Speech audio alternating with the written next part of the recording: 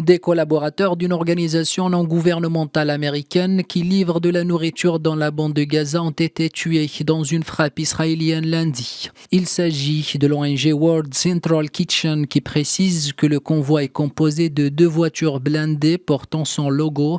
Malgré la coordination avec les autorités israéliennes, le convoi a été touché alors qu'il quittait l'entrepôt de Dir el-Balah où l'équipe avait déchargé plus de 100 tonnes d'aide alimentaire. Le secrétaire général de l'ONU présente ses condoléances au personnel de World Central Kitchen suite à la mort des membres de son personnel à Gaza, alors qu'il était en mission humanitaire. La prolifération de tels événements est le résultat inévitable de la manière dont la guerre se déroule. Nous réaffirmons une fois de plus la nécessité d'un cessez-le-feu humanitaire immédiat.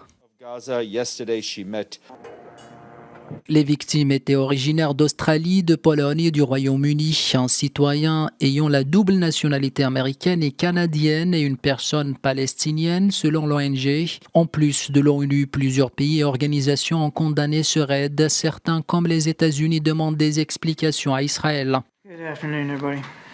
We were outraged to learn of an IDF strike that killed a number of civilian humanitarian workers yesterday from the World Central Kitchen, which has been relentless. Nous avons été indignés d'apprendre hier qu'une attaque de Tsahal a tué un certain nombre de travailleurs humanitaires civils de la World Central Kitchen, une organisation qui travaille sans relâche pour fournir de la nourriture à ceux qui sont dans le besoin, à Gaza et dans le monde entier.